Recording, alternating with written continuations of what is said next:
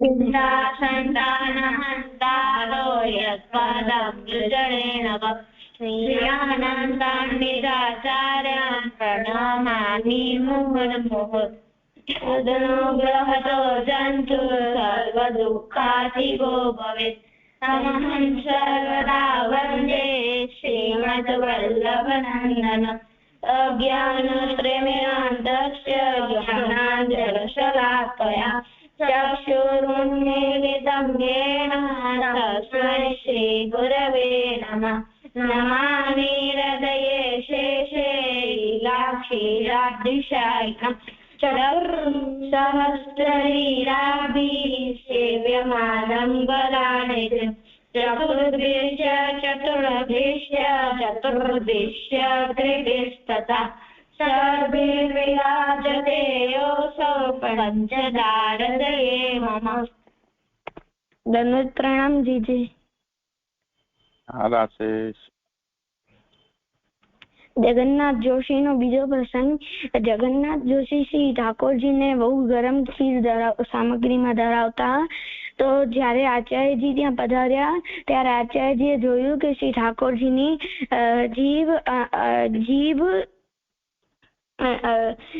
જીભ અને હોઠ બહુ લાલ છે। ત્યારે તેમને ઠાકોરજીને પૂછ્યું છે આચાર્યજીએ, ત્યારે ઠાકોરજી એમ કહ્યું કે જગન્નાથ જોશી બહુ ગરમ ખીર ધરાવે છે એટલે એનાથી લાલ થયું છે। પછી શ્રી આચાર્યજીએ જગન્નાથ જોશીને કીધું ત્યારે જગન્નાથ જોશીએ કહ્યું, મેં તો એમ સાંભળ્યું છે કે ઠાકોરજીને ગરમ સામગ્રી ધરાવાય। આમાંથી એ શીખ મળે છે કે આપણે ઠાકોરજીને બહુ ગરમ સામગ્રી ન ધરાવી જોઈએ। બહુ સારું। તો કેવી ધરાવવી જોઈએ? આપણા હાથની ટેવાય એવી। હાથને શું થાય? ટેવાય?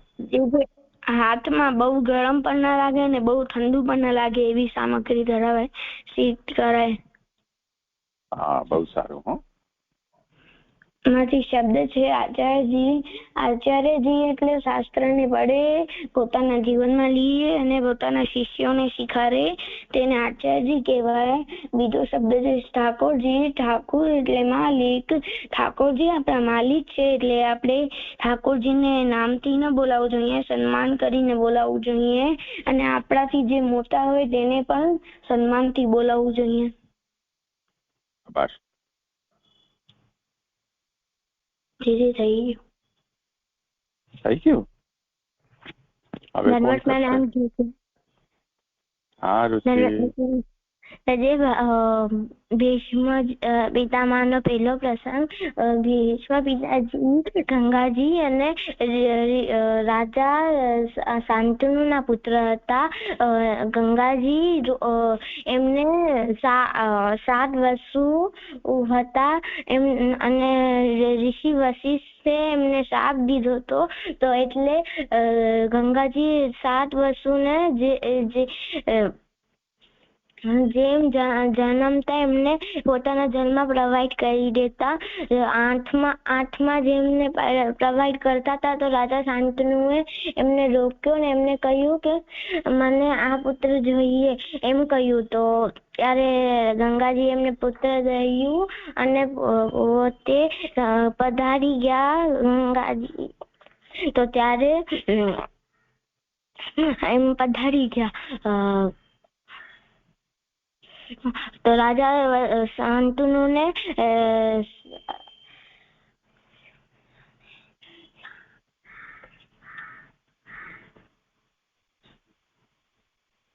શું થયું? પછી શું થયું? શાંતનુ રાજાને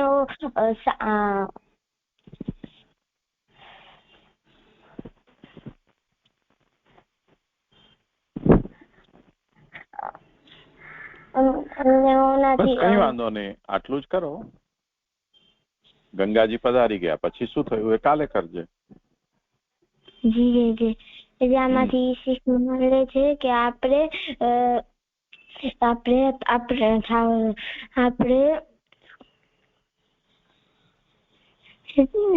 આપણે શીખો આગળવાળા પ્રસંગમાંથી. આ તો કઈ વાંધો નહીં, તો ન મળે તો કઈ જરૂરી નથી શીખ જબરજસ્તી લેવાની. અને આમાં શબ્દ છે જે બ્રહ્મચારી શબ્દ છે. બ્રહ્મચારી એટલે 4 આશ્રમ હોય છે. પેલા આશ્રમ બ્રહ્મચારી આશ્રમ, બીજો આશ્રમ ગ્રહસ્થાશ્રમ, ત્રીજો આશ્રમ વાનપ્રસ્થાશ્રમ, ચોથો આશ્રમ સંન્યાસ આશ્રમ. ખાલી બ્રાહ્મણ જ સંન્યાસ આશ્રમ સુધી પહોંચી શકે છે. આમાંથી મને પ્રશ્ન છે, બ્રહ્મચર્ય આશ્રમ નો મતલબ શું? જે સંધ્યા જે નાનો હોય અને ભણતો હોય અને જેને ઉપનયન સંસ્કાર થઈ ગયા હોય. ઉપનયન સંસ્કાર થાય ત્યારથી બ્રહ્મચર્ય આશ્રમમાં પ્રવેશ થયો કહેવાય. પણ એ બ્રહ્મચર્ય આશ્રમ હોય શેના માટે?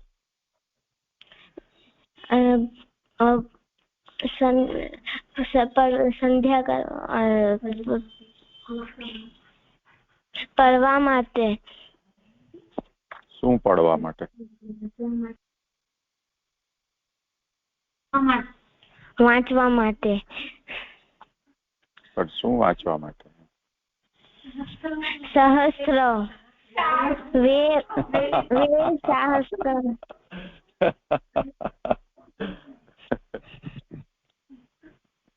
વેદના અધ્યયન માટે બ્રહ્મચર્ય આશ્રમ હોય છે. એમાં જે બ્રહ્મ છે એનો મતલબ થાય વેદ.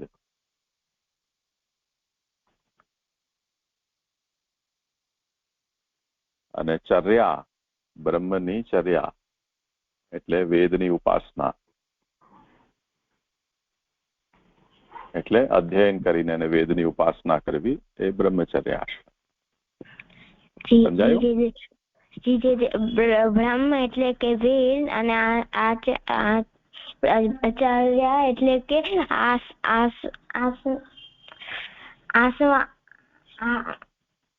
ઉપાસના કરવું. ઉપાસના કરવું એટલે વેદ નો ઉપાસના કરવું. અધ્યયન. સારું. જે મને આમાંથી પ્રશ્ન છે કે વસુ એટલે? વસુ બતાવો ભક્તિ.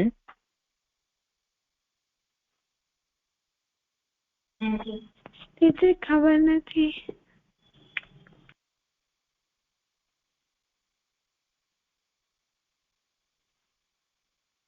કેટલા હોય વસુ?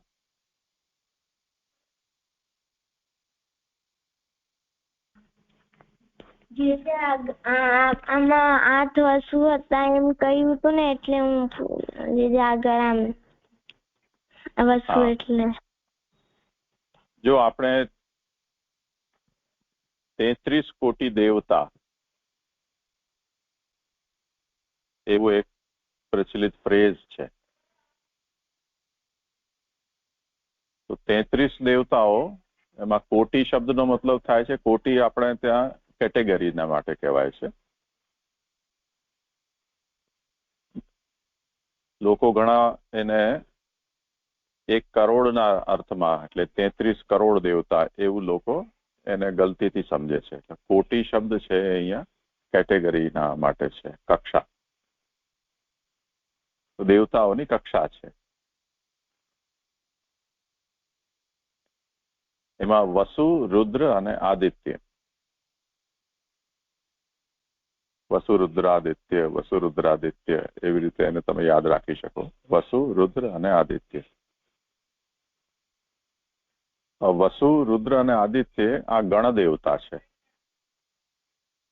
ગણ દેવતાનો મતલબ કોઈ એક દેવનું નામ નથી, પરંતુ ઘણા બધા દેવતાઓનું એક ગ્રુપ છે. અને ગ્રુપનું નામ વસુ, ગ્રુપનું નામ રુદ્ર, ગ્રુપનું નામ આદિત્ય. હવે ગ્રુપના મેમ્બર્સ કેટલા છે? તો વસુ 8 છે, જેમાં જે ઋષિએ આપણને જે કથા સંભળાવી ભીષ્મજીની, એમાં એ વાત આવી ને, તો વસુ 8 છે. 11 રુદ્ર અને 12 આદિત્ય. તો વસુ, રુદ્ર અને આદિત્ય. 12 અને 8 20 અને 11 31.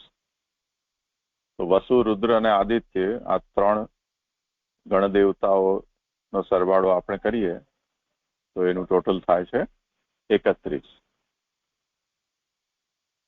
એના પછી દેવરાજ ઇન્દ્ર 32 અને દેવગુરુ બૃહસ્પતિ 33. તો આ 33 દેવતાઓ છે, 33 કોટી દેવતાઓ. ઉપરથી શરૂ કરો તો ઇન્દ્ર, બૃહસ્પતિ, વસુ, રુદ્ર અને આદિત્ય, આ બધા દેવતાઓ થયા.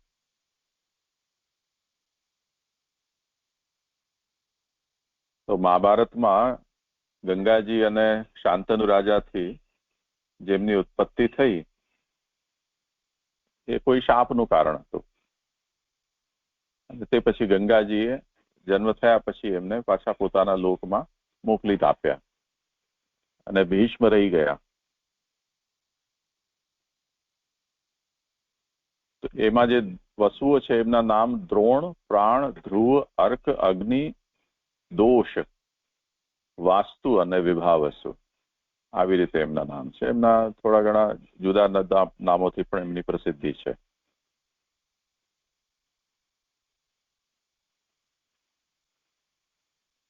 તો આ બધા ગણ દેવતાઓ છે. સમજાયું? જી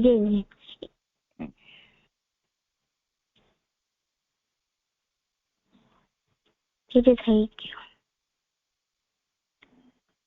વસુ જે શબ્દ છે એનો અર્થ થાય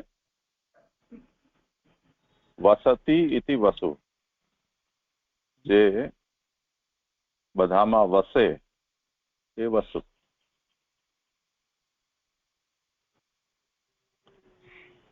જી જી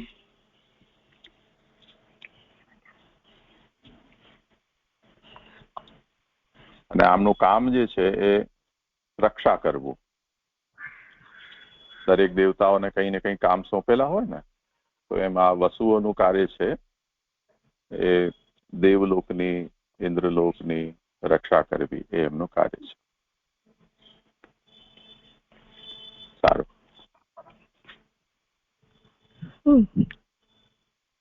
જી છે.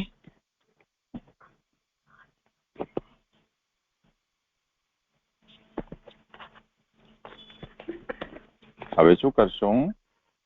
સનત પ્રણામ જે હું કીર્તન કરું. હા, જરૂર કરો.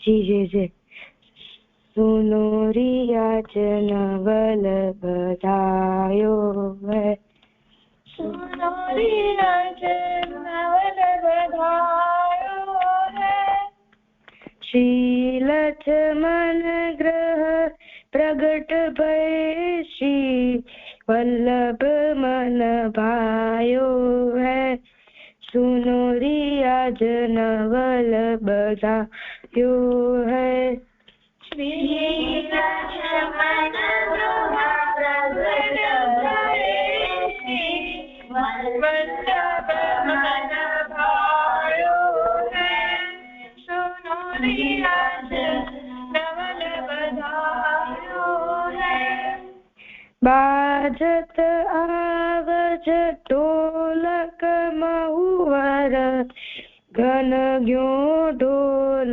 बजायो है, बाजत आवज ढोलक महुवर, घन ग्यो ढोल बजायो है, कोकिल कंठ नवल व्रज मिली मंगल गायो है सुनो रिया जनवल बधायो है कोकिल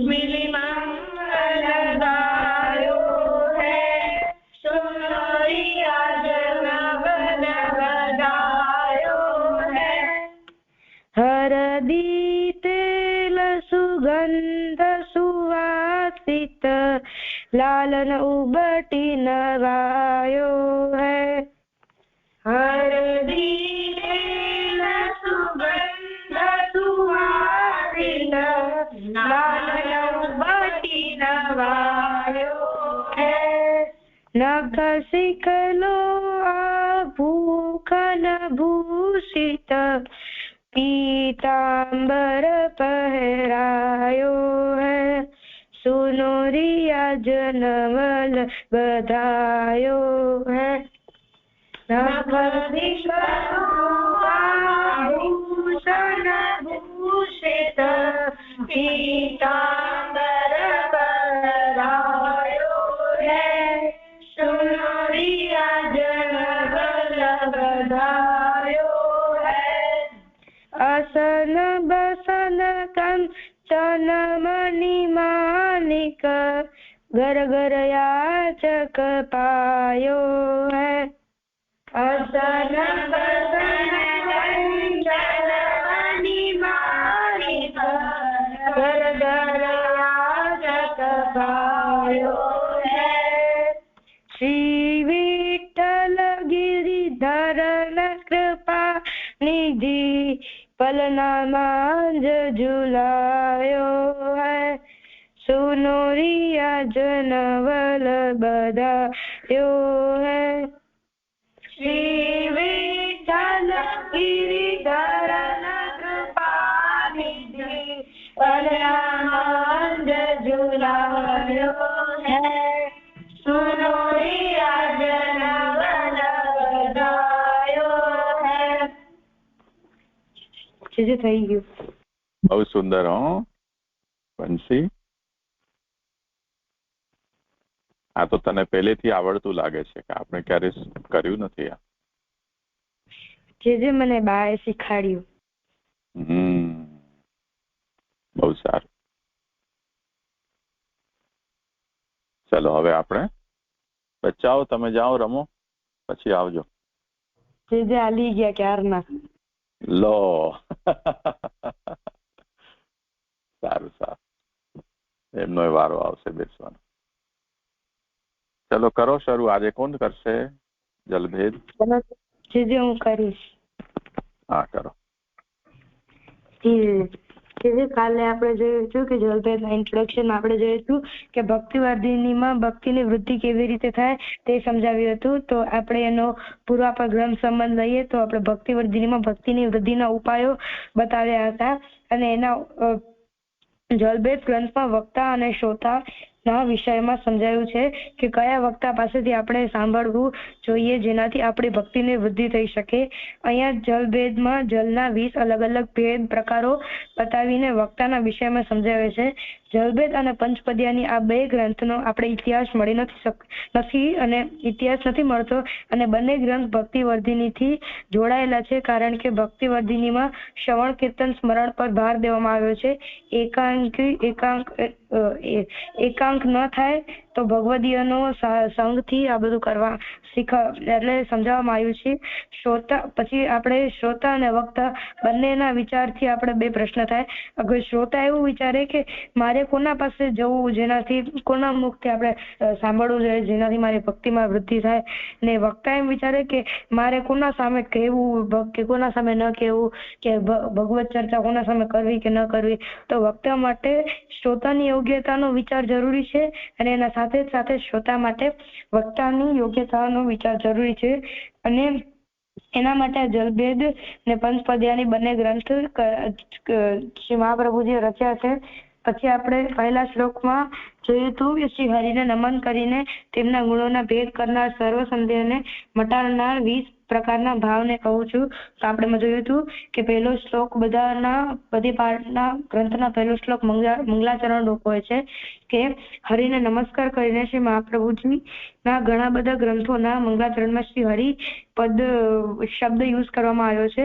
તો હરિ એટલે કે એ શ્રી ભગવાન શ્રી કૃષ્ણનું નામ છે ને એનો પણ પછી કોઈકને એમ પ્રશ્ન થાય કે શ્રી હરિ શું કામ શ્રી કૃષ્ણ કે કેટલા બધા ઠાકોરજીના નામ છે, 108 નામો છે, તો અહીંયા શ્રી હરિનો યુઝ કેમ કરવામાં આવ્યો છે બધા પાઠમાં? તો એમાં આપણે શ્રી મહાપ્રભુજી આપણે એવું સમજી શકીએ કે શ્રી હરિનો મતલબ થાય કે જે ભક્તોની પીડા દુઃખને હરનારા. તો આપણે આમાં જોઈએ કે આપણે ભક્તિની વૃદ્ધિ માટે ના ઉપાયો આમાં બતાવ્યા છે.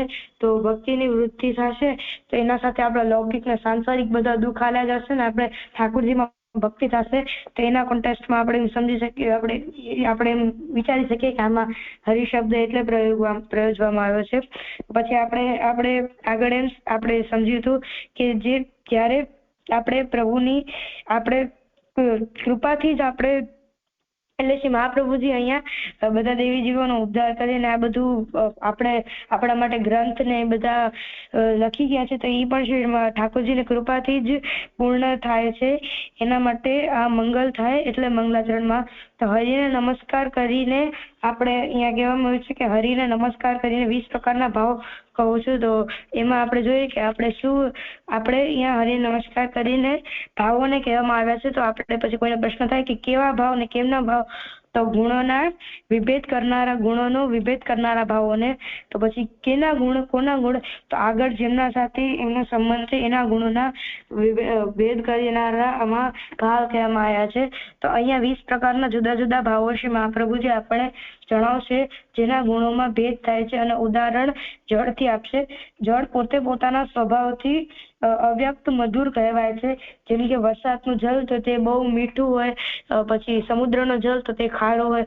બે જળ જ છે પણ એક જળ મીઠું પ્યોર છે ને એક જળ ખારું છે. તો એવી રીતે આપણે બધા ભેદ સમજી શકીએ. તો ભગવાનના ભગવત નામ હોય કે ભગવાનના ગુણગાન હોય એ પોતાના અંદર તો નિર્વિકાર હોય છે, એમાં દોષ નથી, નિર્વિકાર હોય છે. પરંતુ જે આધારમાં એ આવે છે કે જેના દ્વારા જેના મુખથી નીકળે છે એ વક્તાના ભાવો અને એના સાથે મળી જાય છે.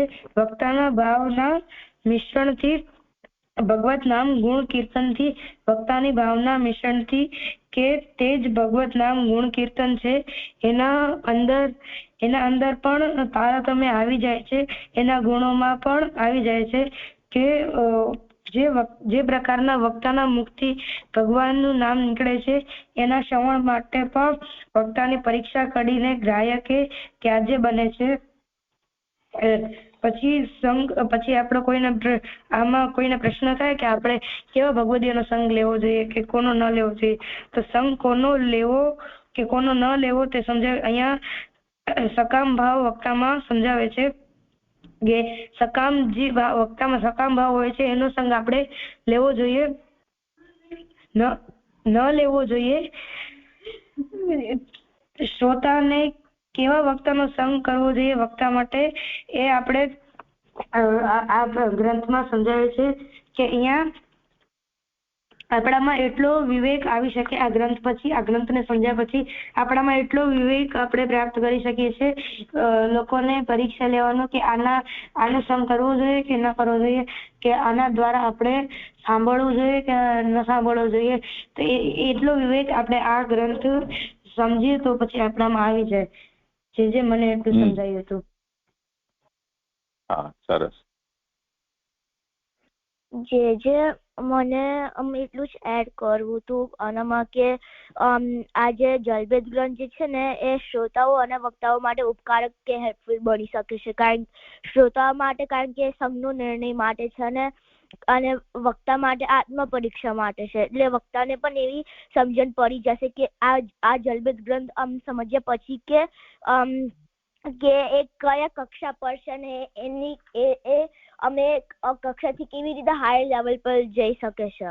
અને મને એવી પણ સમજણ પડી કે જે નિર્ગુણ નિરુપાધિક ભક્ત છે જો એને નિર્ગુણ નિરુપાધિક વક્તા મળી જાય તો જ કામ લાગશે. જેને લૌકિક કામના તો વક્તા મરી જાય કે મોક્ષની કામના હોય તો એ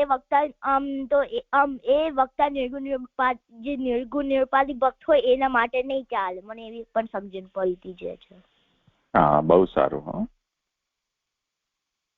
ઓર કોઈને કઈ કહેવું છે? પ્રણામ છે. જે મને આમાંથી એવું સમજાયું, એટલે મને આમાં એટલું એડ કરવું છે કે આનામાં જે અહીંયા જે આપણી જે શ્રોતા કે વક્તા છે એનો જે શ્રોતા છે એને આમાં એમ સમજાશે કે એને કેવા વક્તાનો સંગ કરવો જોઈએ. અગર એવા વક્તાનો સંગ કરશે જેમાં સકામ ભાવ હશે તો એના અંદર પણ સકામ ભાવ આવી જશે. તો એટલે અને કોઈ એવો હશે અને જે વક્તા છે એના માટે આત્મ પરીક્ષા થશે. તો આપણે સંગ કોનો લેવો જોઈએ, કોનો ન લેવો જોઈએ, અહીંયા સમજાવે છે. તો અહીંયા ભાવોના વિશે સમજાવી રહ્યા છે કે આમાં કોઈ શંકા ના રહે ને. અને જે અહીંયા ખાલી શ્રોતા માટે જ નહીં પણ વક્તા માટે પણ કહેવામાં આવ્યું છે, જેમાં આપણે પુરુષોત્તમ જોશીની વાર્તામાં જોયું હતું કે જે પુરુષોત્તમ જોશી ભક્તિવર્ધિની જેમના માટે પ્રકટ કર્યો હતો, એમણે પણ કોઈ એમના ઘરે જે વૈષ્ણવ આવ્યા હતા જે મહાપ્રભુજીના જ સેવક હતા એમના સામે પણ ભગવત ચર્ચા ન કરી. તો એવી રીતે આપણે કોના સામે કરવું કે કોના સામે ન કરવું યોગ્યતા પ્રમાણે કે એ આપણે અહીંયા સમજી શકશું. જે મને એવું સમજાયું. સારું, બહુ સારું.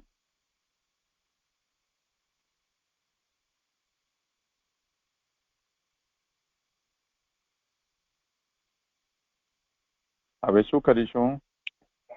જે આગળ કયું? હા, કરો ભલે. કોઈને કઈ કહેવું નથી ને હવે?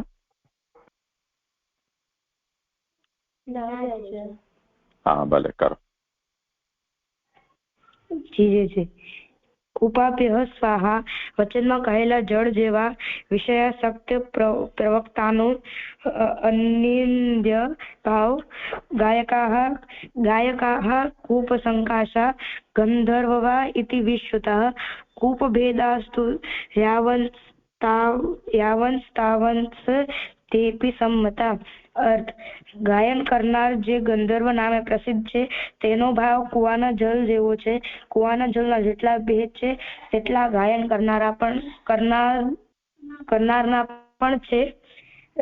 જે આ શ્લોકમાં મને એવું સમજાય છે કે 20 પ્રકારના જલ માનવ પેલો પ્રકારનો જલ કે કુવાનો જલ એને ગાયન કરનારા એટલે કે પ્રભુના જે કીર્તન કરે છે, સુરદાસજી વગેરે જે પ્રભુના કીર્તન કરે છે એવા વૈષ્ણવ સાથે જે કમ્પેર કરવામાં આવ્યા છે કે જે ગાય છે તે ગંધર્વના નામે પ્રસિદ્ધ છે. એનો ભાવ કુવાના જલ જેવો હોય છે. તો એટલે કે એમાં આપણે એવું સમજી શકીએ કે પ્રભુને ગાયન કરે જે ગાય છે તે પ્રિય છે. તે પ્રભુના ફર્સ્ટ આવે છે, પ્રાયોરિટી જેમાં આવે છે કે આપણે પ્રભુને કીર્તન કરીએ તો પ્રભુ પ્રસન્ન થાય છે. પ્રભુના સમયના કીર્તન કરીએ તો એને અહીંયા કુવાના જલ સાથે સરખાવવામાં આવે છે. તો કુવાનું જલ આપણે જોઈએ કે કુવાના જલમાં આપણે શિયાળામાં કુવાના જલના આપણે ફીચર્સ કે કેરેક્ટરિસ્ટિક્સ જોઈએ તો તે કુવાનો જલ શિયાળામાં તે આપણે ગરમ પાણી આપે છે, ઉનાળામાં તે ઠંડુ પાણી આપે છે ને તે કુવાનો જલ વાપરવાથી વધે છે અને શુદ્ધ રહે છે. એવી જ રીતે આપણે જે પ્રભુના ગાયન ગંધર્વ છે એનું પણ આપણે જોઈએ તો એ કેવું હોવો જોઈએ એવું આમાં બતાવવામાં આવ્યું છે કે તે પ્રભુના સમયના કીર્તન બરાબર કરે. કે ઉષ્ણકાળ ચાલુ છે તો ઉષ્ણકાળના જે કીર્તનો કરે, પછી પ્રભુનો ભોગ આવ્યો છે તો ભોગના કીર્તન કરે, શૃંગાર કર્યા છે તો શૃંગારના આરતી કરે છે. તો તેવી રીતે કે જે પ્રભુના સમયના કીર્તનો એવી રીતે કરે જે પ્રભુના એ સમય માટે યોગ્ય હોય કે આપણે પ્રભુને સાંભળવાની પણ મજા આવે એવી રીતે તે કીર્તન કરે. અને પછી આપણે જોઈએ કે વાપરવાથી તે વધે છે અને તે શુદ્ધ હોય છે. તો તેવી રીતે આપણે શુદ્ધ ભાવથી આપણે ઠાકોરજીના કીર્તન કરીએ તો ઠાકોરજી પણ પ્રસન્ન થાય છે. તો એમાં આપણે એ જે ગંધર્વ છે એને કુવાના જળ સાથે એવી રીતે કમ્પેર કરવામાં આવ્યું છે જે મને એવું સમજાય. અચ્છા અચ્છા. આમાં અહીંયા ગંધર્વનો મતલબ શું થાય? બંસી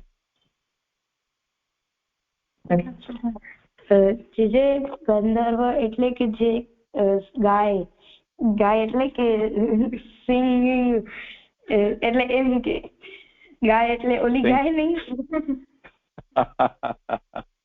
સિંગર ગાનારા. જી જી. જે ગાય એ ગંધર્વ, ગાયકાહ ગંધર્વાહ. ગંધર્વ છે એ લોકમાં પ્રસિદ્ધ નથી, પરંતુ દેવલોકની અંદર દેવતાઓને જે ગાઈને પ્રસન્ન કરે છે એ ગંધર્વ કહેવાય છે. તો ગંધર્વ એક યોની પણ છે, એમનો ગંધર્વ લોક તરીકે પણ પ્રસિદ્ધ છે. અને એ જ રીતે આપણા ભૂતલ ઉપર પણ જે લોકો ગાનારા છે એ ગંધર્વ તરીકે ઓળખાય છે. ઘણા લોકોની એવી સરનેમ પણ હોય છે ગંધર્વ. પરંપરાથી જે લોકો ગીત સંગીતમાં જોડાયેલા હોય એ લોકો પછી પોતાની સરનેમ ગંધર્વ રાખતા હોય છે.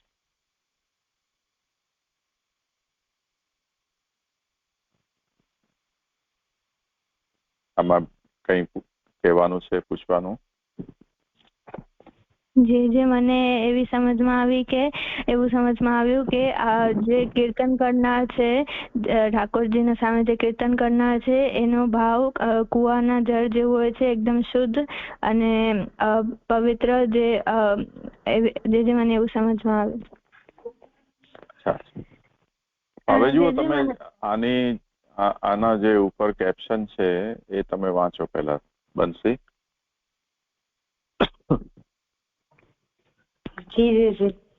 કૃપાભ્ય સ્વાહા. વચનમાં કહેલા જળ જેવા વિષયાસક્ત પ્રવક્તાનું અનિંદ્ય ભાવ. આને તારા એક્સપ્લેન કરો.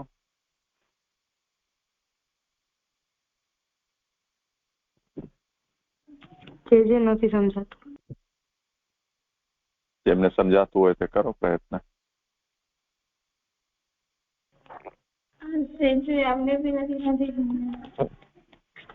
જે છે આમાં અનિંદ્યનો મતલબ શું થાય? હા, એ તો હવે કરીશું. હવે આપણે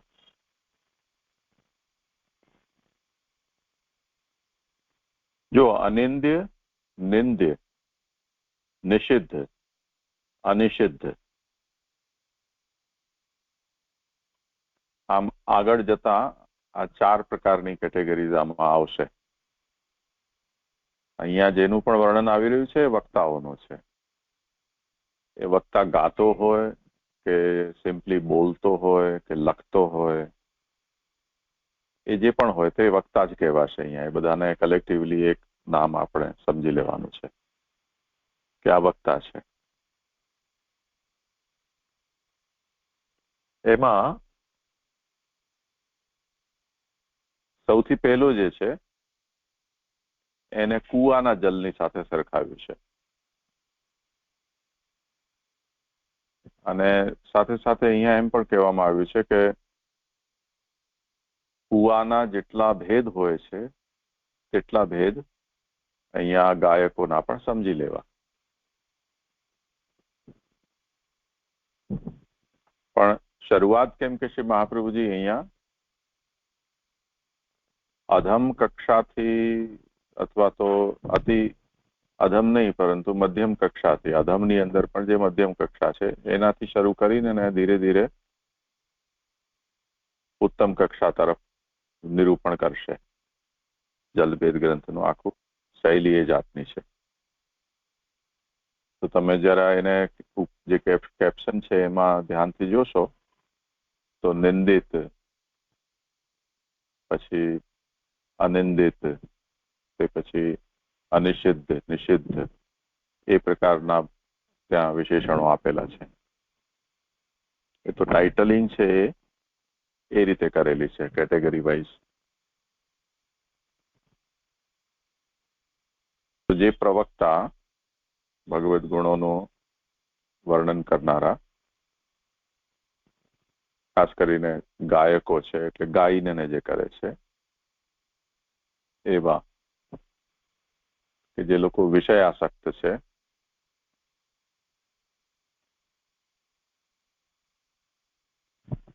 એને અહીંયા અનિંદિત કક્ષામાં મૂકેલા છે. તો ફરીથી વાંચતો હોય, અનિંદિત, અનિંદ્ય. જી. કુપાભ્ય સ્વાહા વચનમાં કહેલા જળ જેવા વિષયાસક્ત પ્રવક્તાનો અનિંદ્ય ભાવ. વિષયાસક્ત પ્રવક્તાના નો અનિંદ્ય ભાવ. હવે જુઓ ધ્યાનથી, વિષયાસક્તનો મતલબ છે, વિષયનો મતલબ શબ્દ, સ્પર્શ, રૂપ, રસ અને ગંધ. આ વિષયો કહેવાય છે. એટલે રંગ અને આકૃતિ, કલર અને ફોર્મ્સ, એ આપણી આંખો એને આઈડેન્ટિફાઈ કરે છે. આપણે એનાથી એને એ ગ્રહણ કરીએ છીએ.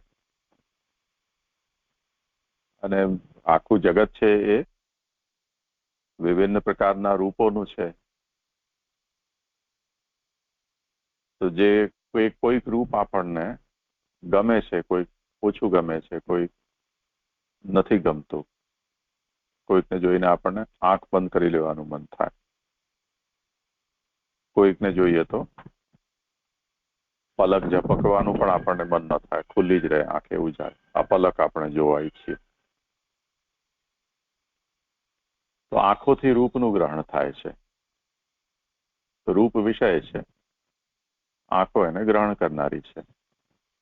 એમાં આપણી 5 જ્ઞાનેન્દ્રિયો છે, એ પોતપોતાના વિષયને ગ્રહણ કરે છે. કાન શબ્દને ગ્રહણ કરે, નાક ગંધને ગ્રહણ કરે, ત્વચા સ્પર્શને ગ્રહણ કરે, આપણી જે રસના કે જીવ છે એ સ્વાદને ગ્રહણ કરે. તો આ 5 જ્ઞાનેન્દ્રિયો છે અને એના 5 વિષયો છે.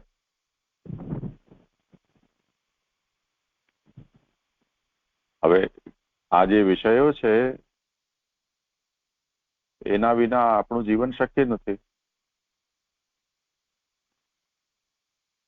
એટલે જેને આંખ છે એને ગાંધારીની જેમ આંખે પાટા બાંધી દેવામાં આવે તો વિકટ થઈ જાય જીવન. ફરીથી એને જીવવા માટે કોઈ બીજાની આંખનો સહારો તો લેવો જ પડે.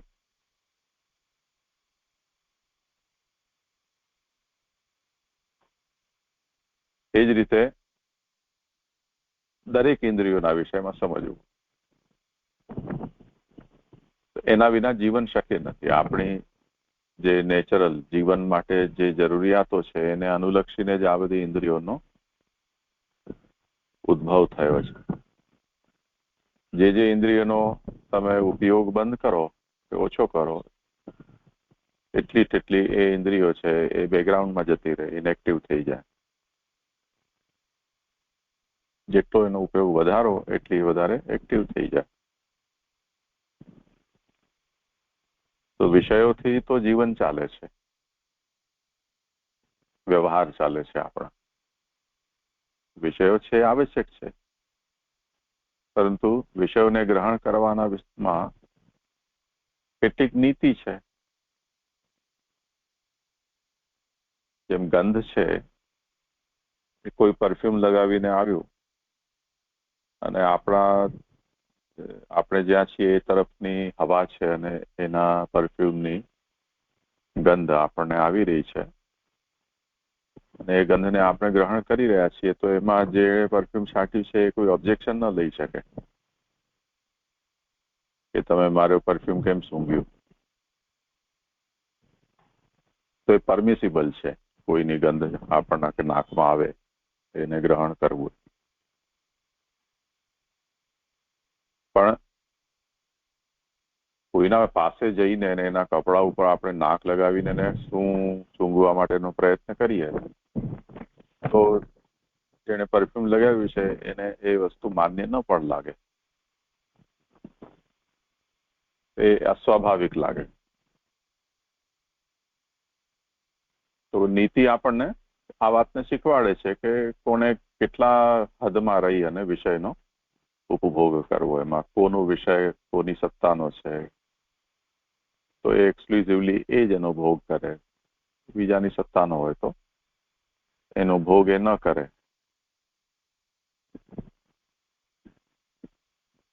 પણ એ જે લિમિટેશન્સ લાગેલા છે એ કુદરતે પણ લગાવેલા છે. તે જ રીતે સોસાયટી છે એ પણ પોતપોતાની જે આઈડિયલ્સ હોય છે તે પ્રમાણે કે જે મોરલ હોય છે તેના પ્રમાણે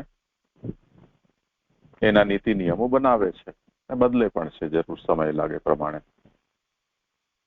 તે જ રીતે ધર્મશાસ્ત્ર પણ આ વિષયમાં કંઈક નીતિ નિયમ બતાવે છે. અને આપણે ત્યાંનું ભક્તિ માર્ગની દ્રષ્ટિથી વિચાર કરો તો તેમાં પણ નીતિ નિયમ છે. જેમ સ્નેહાદરાગ વિનાશસ્યાદ આસક્ત્યા સ્યાદ ગ્રહારુષિ ગ્રહસ્થાનામ બાધકત્વમ અનાત્મત્વં ચ ભાસતે અસમર્પિત વસ્તુનામ તસ્માદ વર્જનમાચરે. આ બધા આપણા ભક્તિ માર્ગની દ્રષ્ટિથી કે શરણ માર્ગની દ્રષ્ટિથી કહેલા નિયમો છે.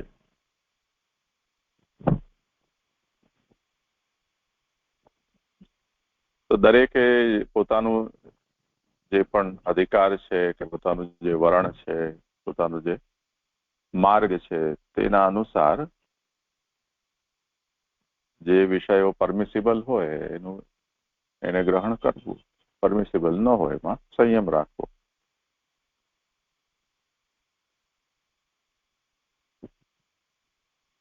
હવે આ વાતને આપણે સમજતા હોઈએ છીએ, પણ બાય નેચર કેટલાક વિષયો પ્રત્યે આપણો સંયમ નથી રહેતો, આકર્ષણ હોય છે. કારણે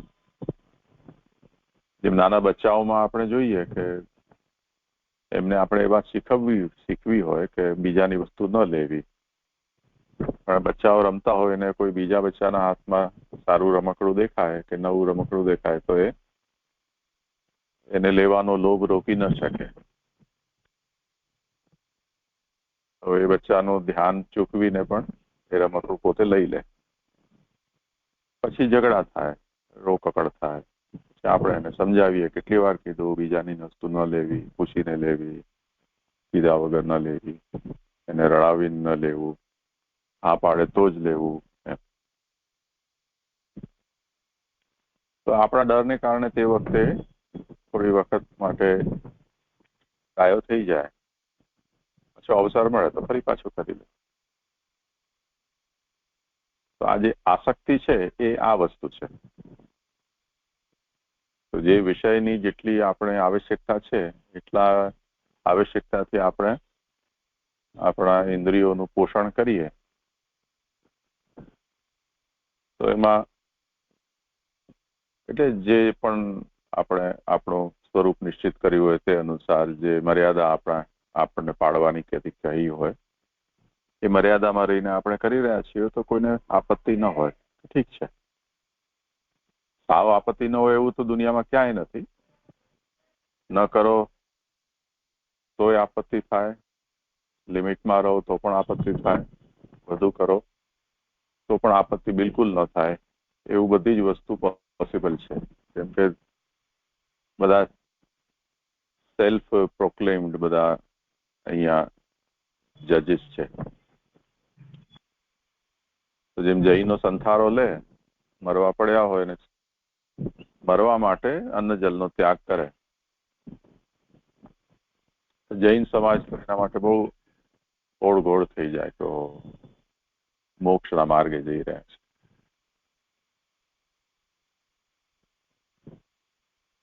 હિન્દુ ધર્મ એમ કે છે કે આત્મહત્યા છે, નર્કમાં પડશે.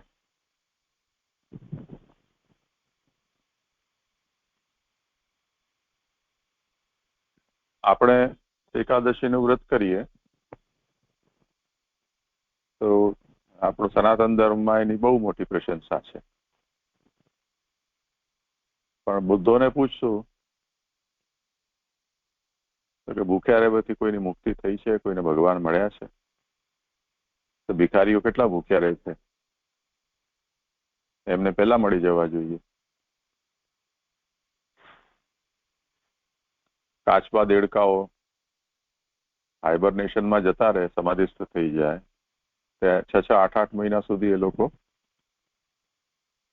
શ્વાસ પણ લેતા નથી હોતા. ખાવા પીવાની વાત તો દૂર રહી, એમને ક્યાં ભગવાન મળી ગયા છે? પાછા વરસાદ આવતાની સાથે ડ્રાઉન ડ્રાઉન કરતા બહાર નીકળી જાય.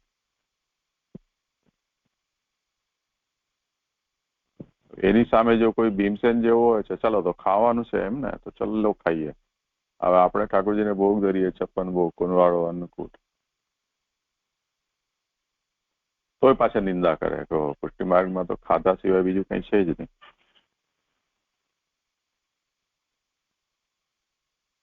તો કહેવાનો મતલબ એ છે કે જેટલી ખોપડી છે એટલી બધાના વિચારો છે, જેટલા મોડા છે એટલી વાતો છે. તો બધાને સંતોષ આપી શકે અને બધાને ખુશ રાખી શકે, બધાની પ્રશંસા મેળવી શકે એવું તો આ દુનિયામાં કોઈ છે જ નહીં. ભગવાન પણ નથી પોતે.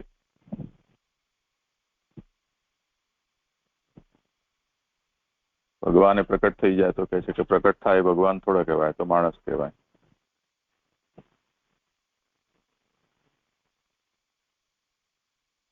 પ્રકટ થાય તો એમ કે ભગવાન તો જો શક્તિશાળી હોય તો વગર પ્રકટ થાય કામ કરી શકે, તો પ્રકટ થવાની જરૂર શું હતી? તો જરૂર કંઈક ને કંઈક ગડબડ છે, બેડસેડ છે. આ શુદ્ધ ભગવાન નથી.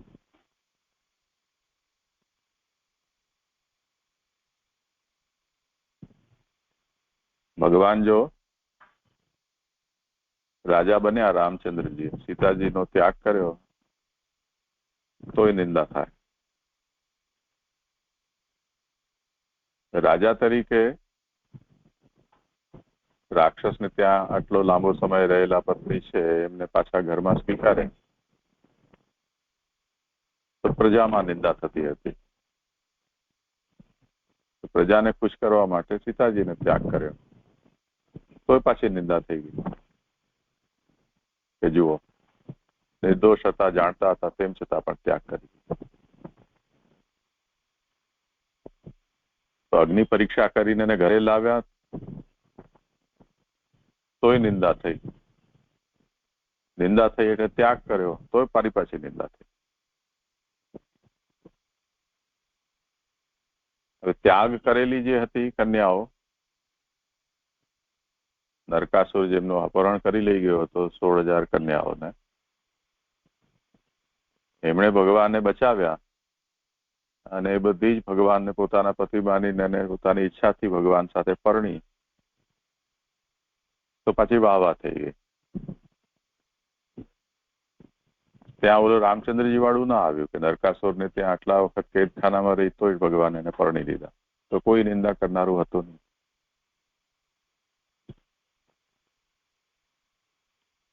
તો હવે નક્કી જ નથી થતું કે કયા આચરણથી કોણ ખુશ થશે અને કયા આચરણથી કોણ નાખુશ થશે. તો તાત્પર્ય એ છે કે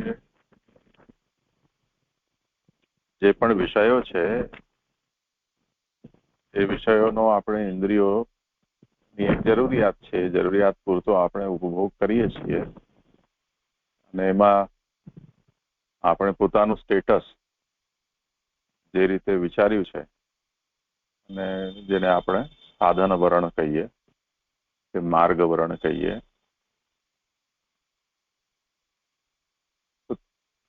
એના જે પણ નીતિ નિયમો છે તે અનુસાર એને કરવું છે. હવે પછી બીજા બધાનો વિચાર કરવો શક્ય નથી.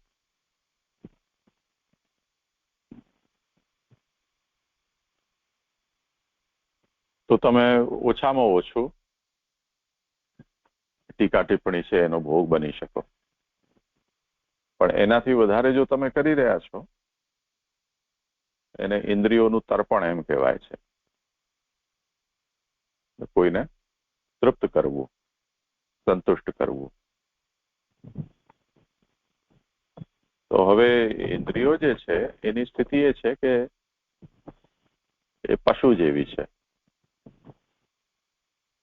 પશુને જેમ આપણે છૂટું મૂકી દઈએ, અત્યારે જેમ વરસાદ પછી એકદમ હરી હરી ભૂમિ થઈ ગઈ છે, બધી હરિયાળી છાઈ ગઈ છે, અને એમાં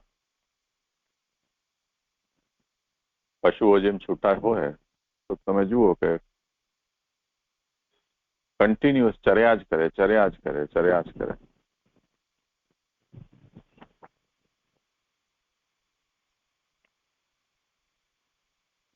એમને કોઈ બ્રેક જ નથી આ વિશે. ઇન્દ્રિયો જે છે એ પોતાના લેવલે એકદમ જડ સ્વભાવની છે. મશીન ચાલુ થઈ ગયું તો ચાલુ જ થઈ ગયું, કેમ કે ઇન્દ્રિયોને જે વિષયને આપણે જે ઇન્દ્રિય દ્વારા લઈ રહ્યા છીએ એ ઇન્દ્રિયની અંદર તો એ વિષય ફિક્સ થઈ નથી રહ્યો. જેમ મોઢાથી આપણે કોઈ વસ્તુને ખાઈએ, સ્વાદ આપણા જીભને આવે, પણ જે વસ્તુમાંથી સ્વાદ આવી રહ્યો છે એ થોડી જીભની અંદર ઘૂસી જઈ રહ્યો છે. જો એવું થતું હોય તો એક ભજીયું કે એક રસગુલ્લો ખાતાની સાથે મોઢું આખું ટાઈટ થઈ જાય, આપણું જીભ એવી દડા જેવી થઈ જાય. તો આપણી જે સ્વાદ લઈને અને આપણી જે રસના ઇન્દ્રિય છે એ સ્વાદહીન થયેલી જે વસ્તુ છે એને પેટમાં જવા દે છે. તો ઇન્દ્રિયને એનાથી કંઈ મતલબ નથી કે તમે કેટલું ખાઓ છો, પણ એ તો પેટમાં જ્યારે સ્વાદને કારણે વધારે ખવાઈ જાય અને પછી આપરો ચડી જાય, પેટ ફૂલીને દડો થઈ જાય, ફૂટબોલ જેવું, માણસ આળોટવા લાગે, ત્યારે એની પીડા તો પેટ અનુભવ કરે છે.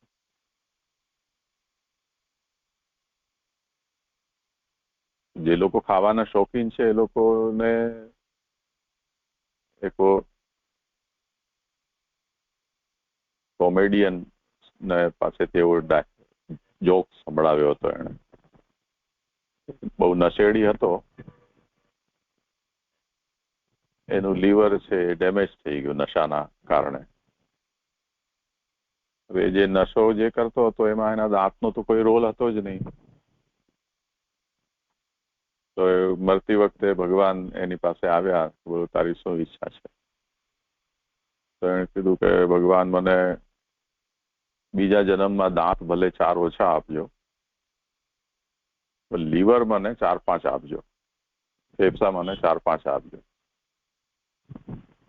કે જેથી કોઈ પ્રોબ્લેમ ન થાય. એકાદમાં થાય તો બીજું મેનેજ થઈ કરી લે.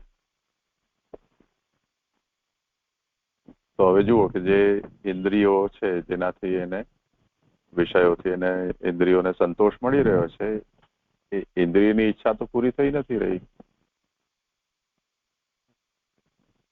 એને મરવા સુધી પહોંચાડી દીધો છે ઇન્દ્રિય. આને અહીંયા વિષયાસક્તિ કહેવાય છે. વિષયાસક્તનો મતલબ બુદ્ધિને એક તરફ મૂકી દઈને જળ જે ઇન્દ્રિયો છે એના લેવલે એ વિષયોનો ભોગ કરવા માટે એને છૂટું છોડી દેવું, આ વિષયાસક્ત છે. તો એમાં થઈ શું રહ્યું છે કે એ જીવાત્મા બુદ્ધિવાળો હોવા છતાં પણ વિષયોથી બંધાઈ ગયો છે. એટલે લાગે એમ છે કે એ મનુષ્ય છે એ વિષયને ભોગવી રહ્યો છે, પણ વસ્તુ સ્થિતિ એવી છે કે વિષય એને પકડી લીધો છે.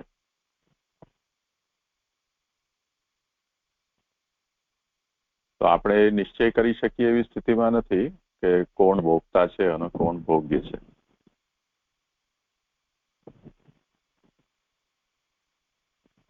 તો જે વસ્તુનું વ્યસન જેમ આપણે જોયું ને, યદા સાદ વ્યસનમ કૃષ્ણે કૃતાર્થ સ્યાત્ તદૈવ હિ, એ એક જાતનું વ્યસન છે. તો વ્યસનમાં આત્મા કમજોર થઈ જાય છે અને આત્માનું એક રીતે ટ્રાન્સફોર્મેશન થાય છે.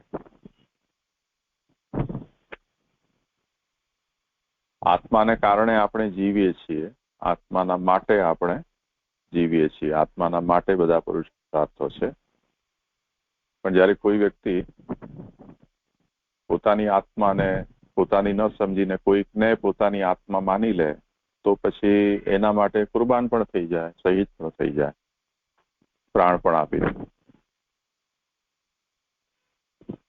તો કોઈકને આપણે આત્માવત માની લીધો હોય તો પછી આપણું શું થશે એનો વિચાર આપણી બુદ્ધિ કરવાનું છોડી દે છે. પછી એનું જ વિચારે છે. જે ભક્ત છે જ્યાં સુધી પોતાની આત્માને પોતાની માને છે ત્યાં સુધી એ આત્માના પોષણ રક્ષણ માટે ઘર, કુટુંબ, પરિવાર, ધન, સંપત્તિ, સમાજ, શાસ્ત્ર આ બધી વસ્તુઓનો વિચાર કરે છે. બધું પોતાની આત્મા માટે છે. પણ જે વખતે ભગવાનને પોતાની આત્મા માની લીધું, તદર્થાર્થૈક માનસ, જે ભક્તિવર્ગિનીમાં કહ્યું કે હું કેવલ એમના માટે જ છું,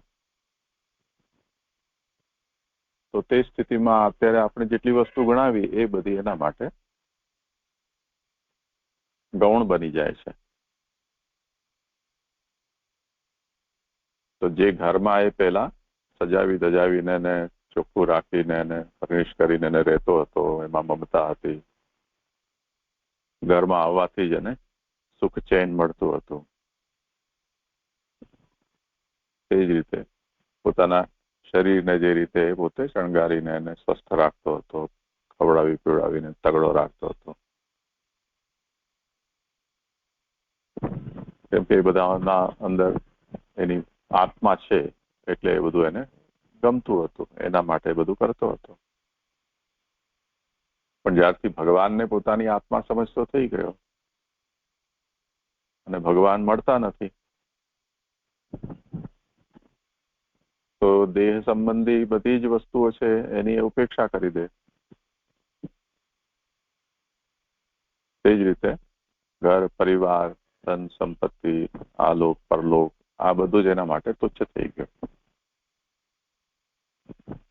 કેમ કે હવે આત્મા તો ભગવાન છે, એને પ્રાપ્ત થવામાં આ બધું અડચણરૂપ છે, તો એનો ત્યાગ કરી તો ત્યાં સુધી કે દેહ પણ.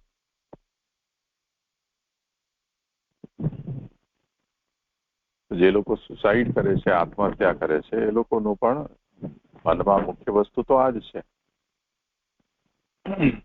જેને કારણે કર્યું છે એને પોતાની આત્મા માનેલી છે, એટલે શરીર બોજ રૂપ લાગે છે.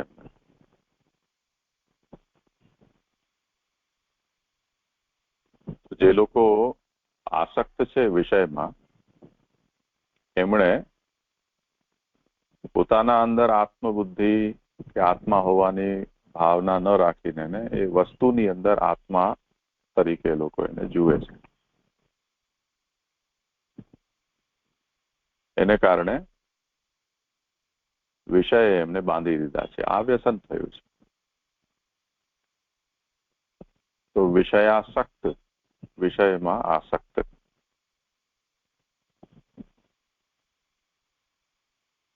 એ પ્રકારના અહીંયા પ્રથમ કક્ષાના વક્તા છે એ અહીંયા શ્રી મહાપ્રભુજી ગણાવી રહ્યા છે. વિષયાસક્તિ એ એક જાતનું બંધન છે, સંકુચિતતા છે. એટલે અહીંયા શ્રી મહાપ્રભુજી એના ઉદાહરણના રૂપમાં કુવાને લીધું છે. અહીંયા જે પ્રકારના ગુણદોષ વાળા વક્તા હશે તે પ્રકારના ગુણદોષ વાળા જલને પણ સમજવાના છે. શાસ્ત્રમાં કુવાના જલને કંઈ બહુ શ્રેષ્ઠ નથી ગણવામાં આવ્યું, કેમ કે બંધિયાર જલ છે. શાસ્ત્ર અનુસાર જે પ્રવાહી વહેતું જલ છે એ સૌથી શ્રેષ્ઠ ગણાય, કેમ કે એના અંદર જલને પોતાને જ ઓક્સિજનેટ કરવાનું અને સ્વયં શુદ્ધ કરવાની એમાં શક્તિ હોય છે. જે જલ બંધાઈ ગયું એ પ્રવાહિત જલની તુલનામાં શ્રેષ્ઠ નથી. તો જેમના ભાવો કોઈ પણ લિમિટથી બંધાયેલા છે એ ભાવ પણ પછી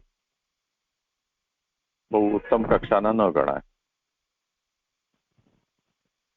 પણ કુવાના જેટલા પ્રકારો છે એટલા પ્રકારો અહીંયા પણ વક્તાના ભાવમાં સમજી લેવા.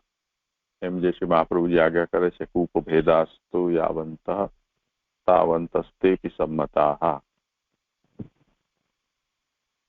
કુવાના જેટલા પ્રકારો હોય છે એટલા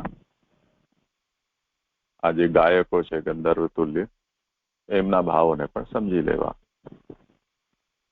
તો કુવાનું જલ જેમ ગ્રાહ્ય અને ત્યાજ્ય બંને પક્ષાનું હોય છે.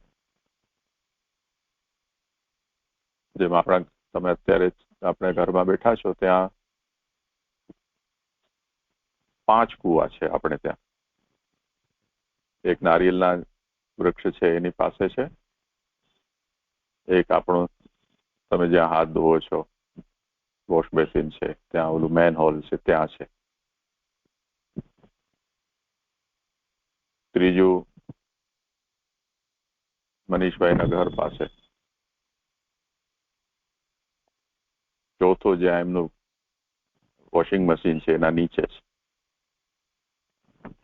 5મું ઠાકોરજીનો જે મંદિરનો ચોક છે ત્યાં છે. હવે 5 કુવા છે આપણા ઘરમાં. એ 5ના જલના અંદર કઈ ને કઈ ભેદ છે. 5નું જલ ચાખો તો ખબર પડી જશે. એનું TDS કે PS વેલ્યુ ચેક કરશો તો પણ બધાની પ્રોપર્ટી આપણને અલગ જોવા મળશે.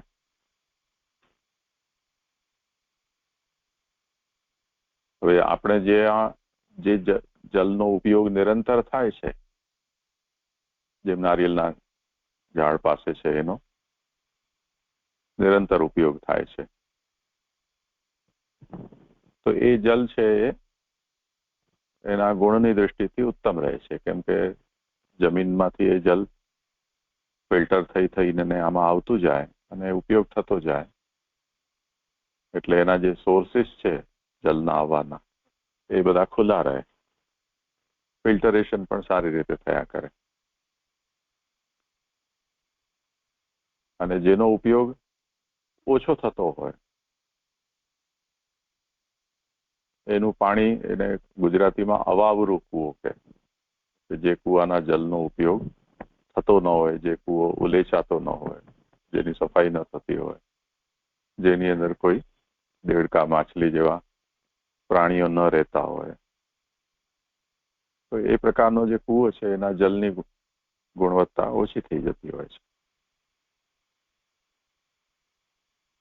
હવે આપણે ત્યાં જે કૂવા છે એમાં કેટલાક બોરવેલમાં કન્વર્ટ કરેલા છે, કેટલાક હજી પણ વેલના એટલે કૂવાના રૂપમાં છે, ખુલ્લા મોડાના. કેટલાક કૂવાની અંદર બોરવેલ થયેલું છે અને એક સ્ટેપ વેલ છે જેને આપણે ત્યાં વાવડી કે છે.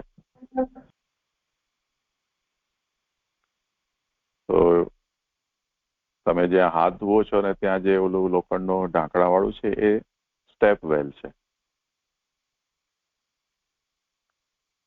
તો અપ્રોચેબલ કયું છે? કુવાના પણ આ બધા પ્રકાર થઈ જશે ને.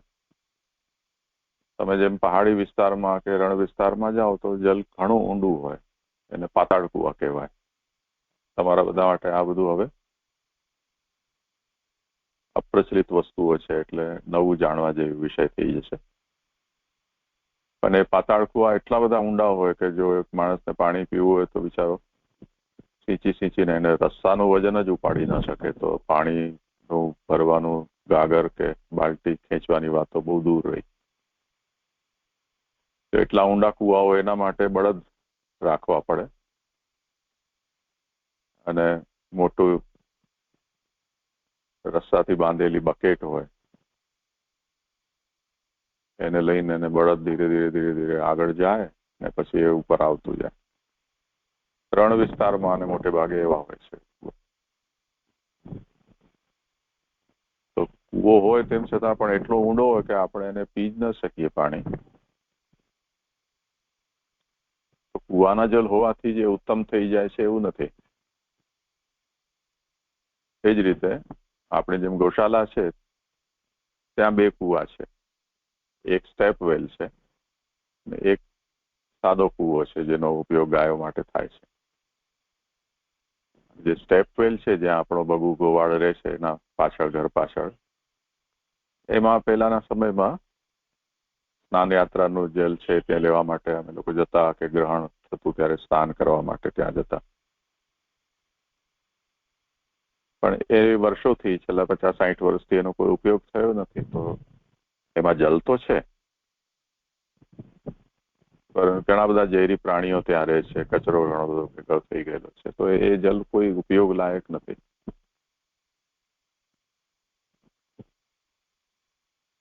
તો આ બધા ઉપભેદાસ્તુ યાવંત, કુવાના જેટલા પ્રકારો છે તેટલા વક્તાઓના પણ પ્રકારો સમજી લેવા. ઘણા પૌરાણિક પવિત્ર કુવાઓ ગણાય છે. જેમ સ્નાન યાત્રા અત્યારે આવી તો જગન્નાથપુરીમાં મંદિર પરિસરની અંદર એક પવિત્ર કૂવો છે. એ ખાલી એ સ્નાન યાત્રાના આગલે દિવસે જલ ભરવા માટે એક જ દિવસ ખોલવામાં આવે છે. ત્યાંથી એ જલ ઠાકોરજીને અંગીકાર કરાવવામાં આવે. એ બહુ પવિત્ર ગણાય છે. એવી રીતે બ્રજ ક્ષેત્રમાં આપણે જઈએ તો યમુના પાર ભાંડીર વનમાં ભાંડીર કૂપ છે અને ત્યાં શ્રી ઠાકોરજી અને સ્વામીજીના વિવાહ બ્રહ્માજીએ કરાવ્યા હતા એવી ત્યાંની પુરાણમાં પ્રસિદ્ધિ છે. એ કૂવો છે એ બહુ પવિત્ર ગણાય છે. તીર્થરૂપ છે એ કૂવો. એવી રીતે બ્રહ્મકૂપ પણ છે,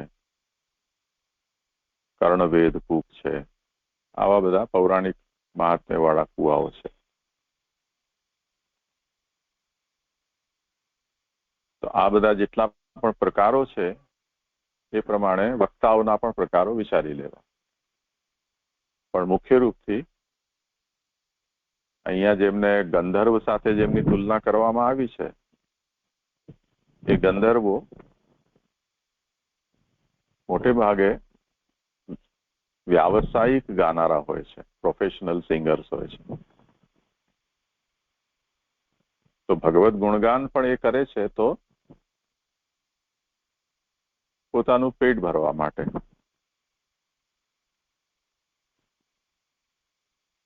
એટલે વિષયાસક્ત છે. તો એ વિષયાસક્ત વક્તાઓ જે છે, ગાન કરનારાઓ છે, એમના મુખથી યદી આપણે એમને ભક્ત જાણીને એમનો સંગ કરીએ અને ભક્તરૂપથી આપણે એમનું શ્રવણ કરીશું તો આપણા અંદર પણ વિષયાસક્તિ જ પેદા થશે. શુદ્ધ નિર્ગુણ ભાવ છે એ પેદા નહીં થાય. પરંતુ કુવાના જે બીજા પ્રકારો આપણે વર્ણવ્યા, હવે બીજી વસ્તુ એ પણ છે, આમાં ઘણું બધું વિચારવાનું છે કે કુવામાં પોતાનું જલ નથી હોતું. કુવાનું જલ છે વરસાદથી જમીનમાં સંગ્રહાયેલું હોય અને એ પછી ખાડો આપણે ખોદીએ એમાં જેટલું ખોદાય જેટલું એના અંદર સોર્સ આવે એટલું એની અંદર સંગ્રહિત થાય. જો વોટર ટેબલ આપણા જમીનનું નીચું જતું રહે તો કૂવો સૂકો પણ થઈ જાય. જેમ ઉનાળામાં મોટે ભાગે એવું થતું હોય. સૌરાષ્ટ્ર મોટે ભાગે આખું એવું થઈ ગયું કે ત્યાં પાણી રહ્યું જ નથી જમીનમાં. તો પોતાનું નથી એ એની લિમિટેશન છે. તો જેટલું એને જ્યાંથી લીધું છે એટલું જ છે એની પાસેથી, બીજું કંઈ નથી. તો આ જાતના ભાવોની અંદર પણ જે ગાયકો છે એ લોકોની અંદર આ એક સીમા આવી જાય છે. તો કહેવાનો મતલબ એ થયો કે ભલે એ લોકો ગાન કરી રહ્યા છે, એમાં એવા પણ હોઈ શકે કે જે લોકો પ્રોફેશનલ ન પણ હોય, તો તે સ્થિતિમાં એમના ભાવો પોતાના નથી, એને કારણે લિમિટેશન વાળા છે. એ આપણને સમજવું પડશે. જેમ આપણે હવે ઠાકોરજીના પદોનું ગાન કરીએ છીએ, પણ એ ગાન ના ન તો શબ્દ આપણા છે, ન રાગ તાન વગેરે આપણી છે. સુરદાસજી એમ આ રાગમાં ગાયું દ્રઢ ચરણ, તો આપણે એ રાગમાં એ શબ્દ બોલી રહ્યા છીએ. એમાં ભાવ શબ્દ બધા સુરદાસજીના છે. જેમ વરસાદનું જલ છે, એમ સુરદાસજી વરસાદના જલના સ્થાને છે, અને આપણે એમનું ગાન કરી રહ્યા છીએ તો કુવાના જલ સમાન આપણા થયા ભાવ. તો જેટલા કીર્તનો આપણે પોપટની જેમ યાદ કર્યા છે, એટલા આપણે ઠાકોરજીના કીર્તનનું ગાન કરી શકીએ. એનાથી વધુ આપણી બોલતી બંધ થઈ જાય. આ બધી વસ્તુ આની સાથે જોડાયેલી છે. કુવાના યદ્યપી મહાપ્રભુજીએ ખાલી એટલું જ આજ્ઞા કરી છે કે ગાયકા કૂપ સંકાશા, ગાયકો છે એને કુવાના જલ સમાન ભાવ એમના જાણવા, પરંતુ એનો વિસ્તાર ઘણો બધો છે. આ કેટેગરી છે, એને બહુ જ વધારે આપણે ડેવલપ કરીને સમજી શકીએ છીએ. હવે આજે આપણી પાસે એટલો સમય નથી, એટલે થોડું વધારે થઈ ગયું. તો વિસ્તાર પછી આપણે કાલે કરીશું. ઠીક છે? બચ્ચાઓ, આજે અહીંયા વિરામ રાખીએ.